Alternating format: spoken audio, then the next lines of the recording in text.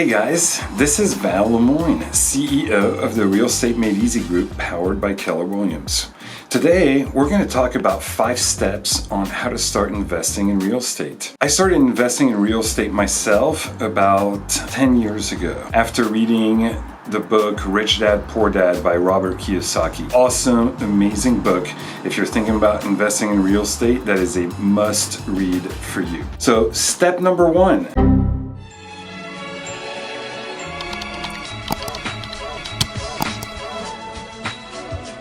You got to buy your first house. And so you're going to save up 3%. If you've never owned a house before, you can still put 3% down on a conventional loan. Purchase your first house as an owner occupant. They're just like everybody else. Nothing fancy about it.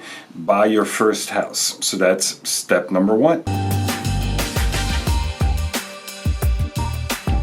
Step number 2. Once you've purchased your house, more than likely, if you're wearing your investor hat, you're looking to purchase a property to which you can add equity. And the way that you're going to do that is by improving it. So in real estate, just like most investing, you make your money when you buy. So that means that you have to buy at a good price. And the way that we do that, especially in this current market, is by buying a house that needs repairs. Because most people are going to want a house that's move-in ready, where they can close at noon and move in at 2 p.m. So if we're wearing our investor hat, we want to buy a house that's going to need at a minimum paint and carpet, right? Those are going to be the most basic things that you're going to improve on a house. Then it can get a lot more complex from there. Maybe the kitchen and bathrooms are original. And so you decide that you want to upgrade the kitchen or the bathroom. One very important thing to remember is if that house is going to be a rental, odds are you don't want to over rehab, because it's all about the numbers, having the numbers make sense. And so we're gonna have to save up for our next down payment, so we don't want to spend too much money rehabbing the current house. Most important of all, it has to be good living condition and safe, and it has to look good, but it doesn't have to look amazing, right? It's not a flip, it's going to be a rental, and tenants are going to be a lot more forgiving. So step number 2 in the investment process is make your house in good living condition, make it look good.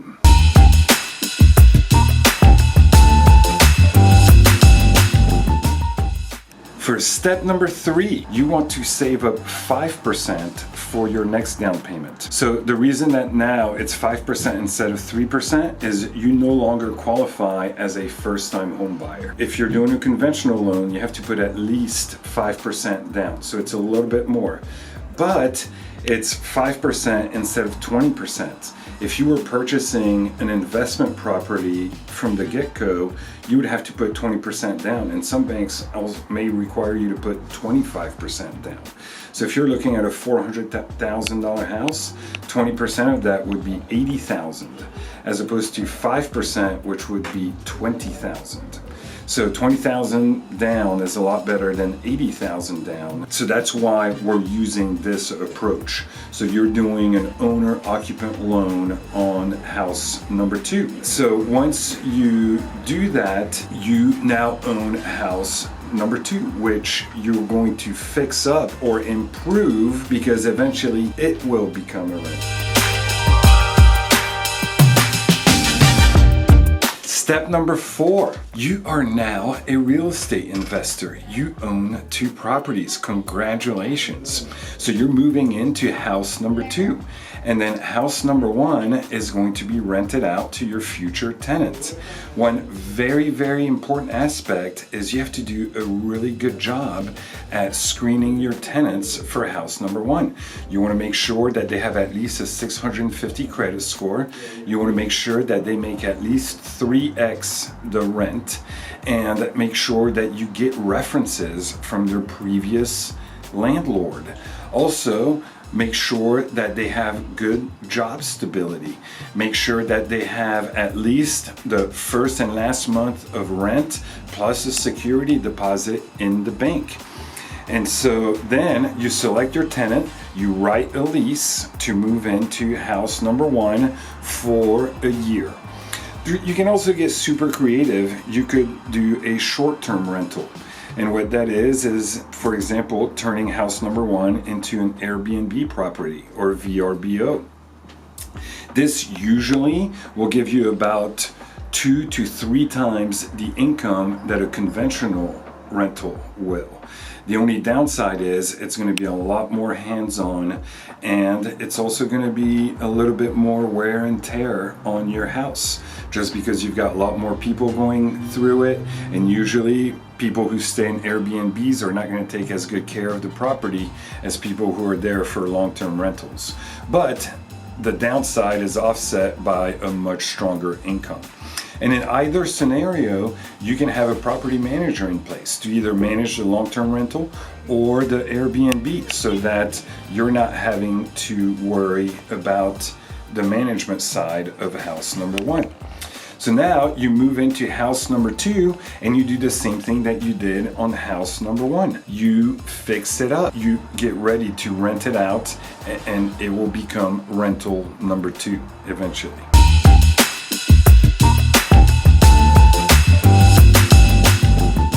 For the fifth and final step, you rinse and repeat. So now you own 2 properties. It is time for you to save another 5% for house number 3. House number 3 should be much easier than house number 1 and house number 2, because now you also have the rental income from house number 1 to help you look better on paper financially as far as the lenders go. Now you get pre-qualified for house number 3. You're going to put 5% down again as opposed to 20%, because you're doing an owner-occupant loan as opposed to an investor loan. And so one important thing to remember is once you get to this point, you should have created an LLC by now. What that's going to allow you to do is offset a lot of that rental income against any expenses that you may have. For example, you can offset your gas. You can pay yourself to manage the property, and that comes off of the top. So you're not paying any taxes on anything that you offset against the income. Any repairs that you're going to do, health insurance, car payments, cell phone. I mean, you know, and I'm not a CPA, and definitely consult your CPA, but I'm speaking from experience and giving you examples of what you guys could take advantage of. Real estate investing is a beautiful thing. One of the best parts is called depreciation. So at the end of the year, you get to take house number 1 and say that it has lost value because it's a tangible asset. And so even though it's actually gone up in value.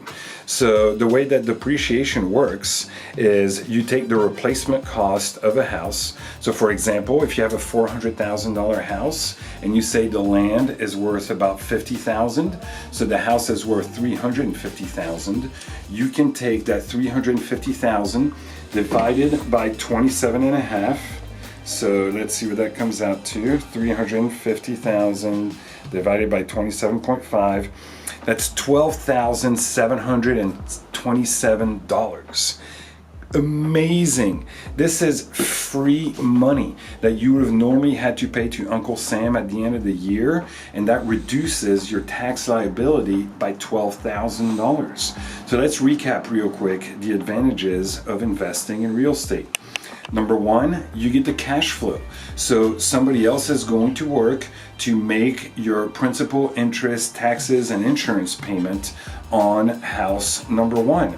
Oh, one key aspect I forgot to mention is that when you transition from house number 1 to house number 2 and a tenant moves into house number 1, you have to update your homeowner insurance policy to now be a rental policy.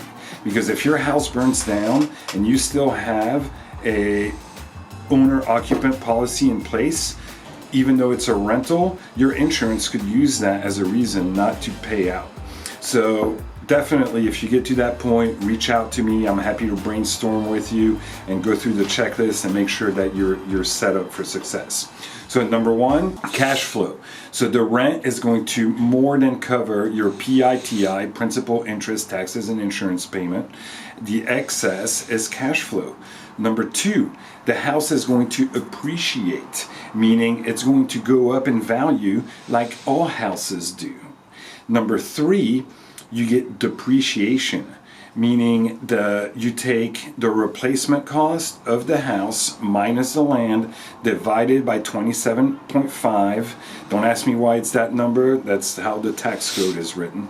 And that's how much you get to write off of your taxes at the end of the year.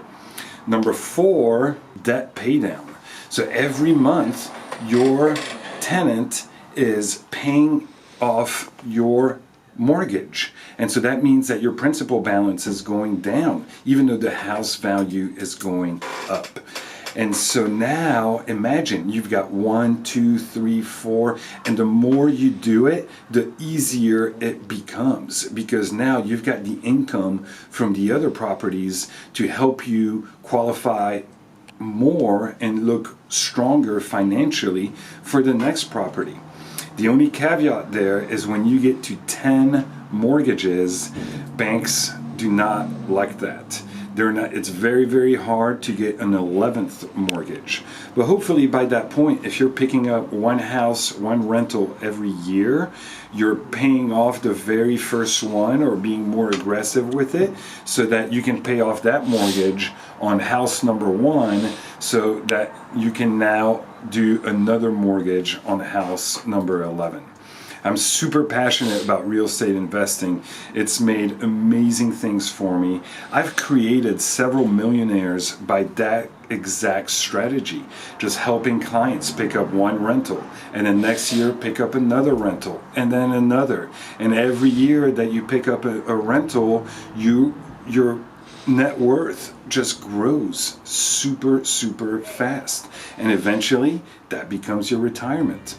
It's called passive income, and it's a beautiful thing. This is Val Lamone with the Real Estate Made Easy Group.